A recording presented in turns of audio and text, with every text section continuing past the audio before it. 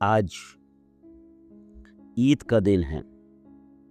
ईद भाईचारे का त्योहार, गले मिलने का त्योहार, एक दूसरे की तमन्नाओं को पूरा करने का त्योहार, छोटे बड़े सबकी बराबरी का त्योहार। मगर आज कुछ ईद फीकी सी लग रही है। कुछ कड़वाहट, कुछ धुंध, कुछ धुआं ईद के इस पावन त्योहार में छाया हुआ है, जो इसको कुछ विषैला सा कर रहा है।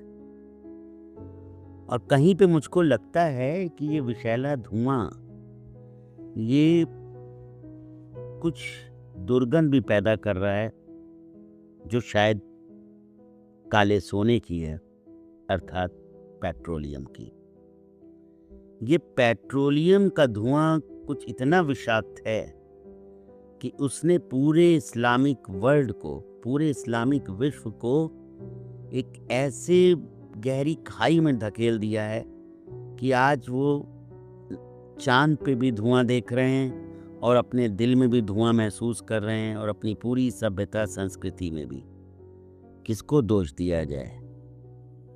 उनको जो विश्व को नियंत्रित कर रहे हैं हजारों सालों से, या उनको जो अपनी ताकत बढ़ाने के लिए, धर्म की राजनीति को ताकतवर करने के लिए सैकड़ों सालों से उन लोगों की मदद मांग रहे हैं जिनको वो ये काला सोना बेच के हथियार और तरह तरह के युद्ध के सामान सिर्फ इसलिए खरीदते हैं कि उन्हें अपनी पड़ोसी के धर्म से, पड़ोसी के विदेश नीति से नहीं, उसके पड़ोसी के धर्म से इतनी ज्यादा नफरत रही है कि वो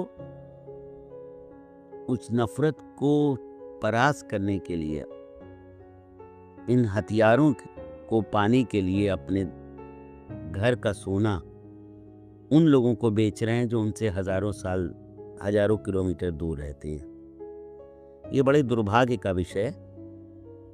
मैं नाम लेके बोलूं तो ये अमेरिका और इजराइल की ईरान से जो इस समय हमला होने के बाद युद्ध चल रहा है, उसमें कहीं ना कहीं दोष पूरे विश्व के लोगों का नहीं है।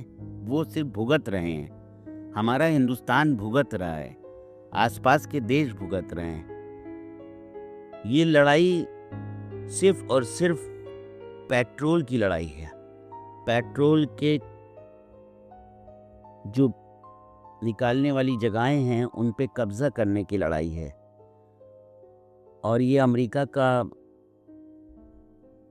एक बहुत सोचा समझा मिशन है कि इसको कैसे चलाया जाए।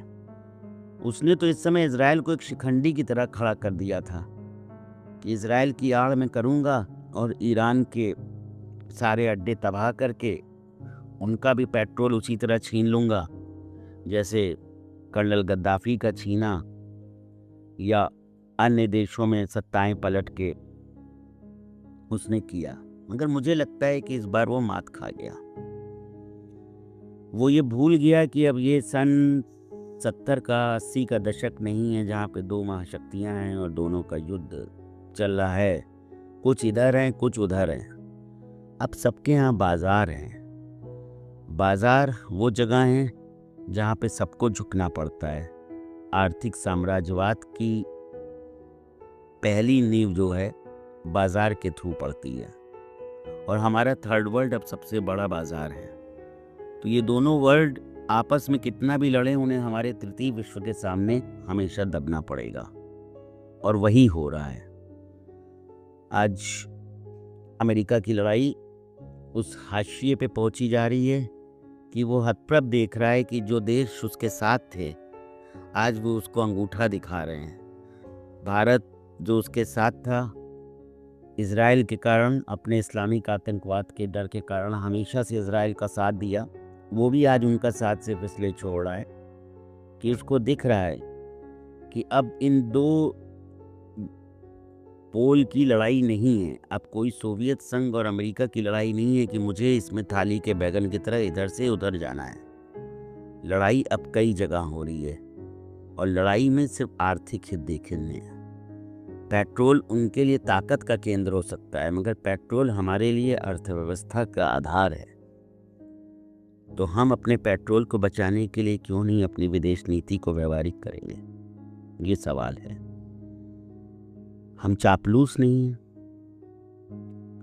मगर वक्त और नज़ाकत को देखते हुए हमें अगर ईरान की तरफ झुकना पड़ेगा हम ईरान की तरफ झुक जाएंगे, हमें रूस की तरफ झुकना होगा हम रूस की तरफ झुक जाएंगे, हमें अमेरिका की तरफ झुकना होगा हम अमेरिका की तरफ झुक जाएंगे, क्योंकि हम अपने देश को नहीं झुकने सकते। और देश का कोई आदर्श नहीं होता, देश उसकी जनता के हितों के लिए चलता है और देश के हितों के लिए हमें जहाँ से जो लाभ मिलेगा हम लेंगे। मैं समझता हूँ कि अगर इस्लामिक वर्ल्ड भी इस बात को समझ ले तो उसका धुआं थोड़ा कम कड़वाहट का रह जाए और उनकी ईद अच्छे से हो जाए। इस समय उनको टोटल अमेरिका का बायकॉट कर देना चाहिए। पूरी गल्फ कंट्रीज़ को एक साथ मिल के ईरान का साथ देना चाहिए। अमेरिका के सारे पेट्रोलियम के अड्डे जो हैं उनको सीज करके बंद कर देने चाहिए और अमेरिका से खुलेआम छाती तान के कहना चाहिए कि तुम्हें दम है तो हम पे बम मारो। हम ईरान के बम नहीं खाएंगे, हम तुम्हारे बम खाएंगे।